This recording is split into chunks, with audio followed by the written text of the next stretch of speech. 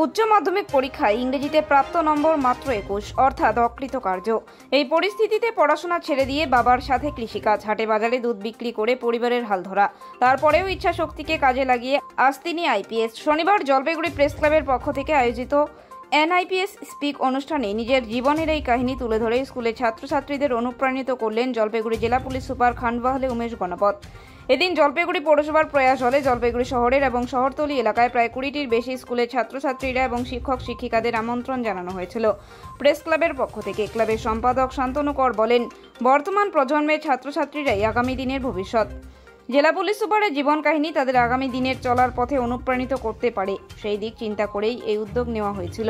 Police super জানান, fail করা মানেই জীবন শেষ হয়ে যাওয়া নয়, সেই ফেল করা থেকেই শিক্ষা নিয়ে আরো ভালো করা যেতে পারে। তার জন্য চাই ইচ্ছা শক্তিকে, এটাকেই কিভাবে কাজে লাগানো যেতে পারে সেটাই আজ ছাত্রছাত্রীদের সামনে তুলে ধরেছেন তার জীবন কাহিনীর মাধ্যমে। এদিন ইউপিএসসি পরীক্ষার প্রস্তুতি থেকে শুরু করে পড়াশোনা এবং নেগেটিভ মনোভাব থেকে কিভাবে বেরিয়ে আসা যায়, এই সমস্ত একাধিক বিষয়ে ছাত্রছাত্রীদের একাধিক প্রশ্নের উত্তর দিয়েছেন পুলিশ সুপার।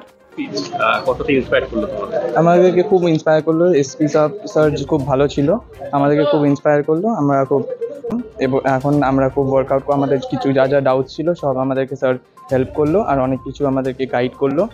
সো এবার আমরা নিজেদের মতন এখন একটু আমরা শিখলাম আজকে, তো এখন আমরা প্রিপেয়ার করবো।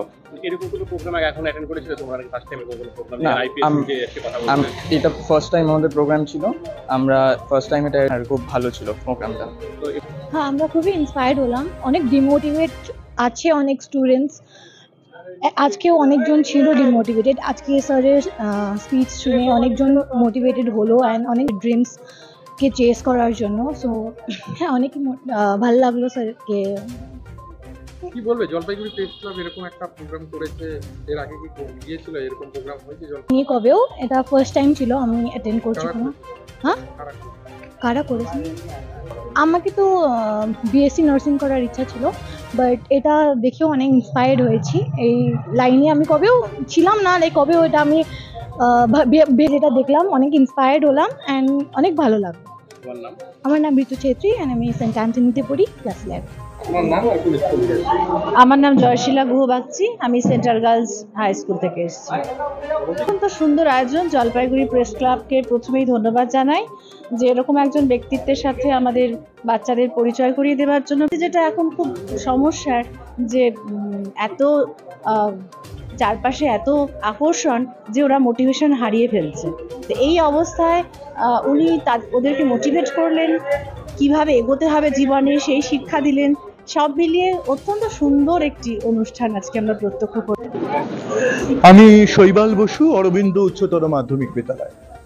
অকল্পনীয় ভালো, মানে প্রশাসনের যে সদর্থক দিক, তার সঙ্গে সামাজিক দায়বদ্ধতা মিলে আমাদের শহরে যে এরকম একটা অনুষ্ঠান হতে পারে। আমরা তো সবসময় নেগেটিভ কথা বলি চারিদিকে, কিন্তু প্রশাসনের তো একটা মানুষের ওয়েলফেয়ার স্টেটে একটা মানুষের পাশে দাঁড়াবার, মানুষ গড়বার একটা জায়গা আছে দেশের, রাষ্ট্রের। আর ভালো করে কীভাবে করতে পারে, ছাত্ররা অনেকগুলো কোশ্চেনটা করেছে, এটা আনসার করে আমাকে ভালো লেগেছে কি কীভাবে আমরা নিজেকে জীবনকে ভালো করে করতে পারি, সেজন্য কী কী দরকার আছে, কীরকম আমরা ভালো করে করতে পারে, পড়াশোনা কীভাবে করতে হবে, কম্পিটিটিভ এক্সামের জন্য মেনলি আজকে ওনাদের কোশ্চেনটা ছিল। সেটা আমি যত চেষ্টা, ওনার যে কোশ্চেন ছিল ওনার আনসার দেওয়ার চেষ্টা করেছে।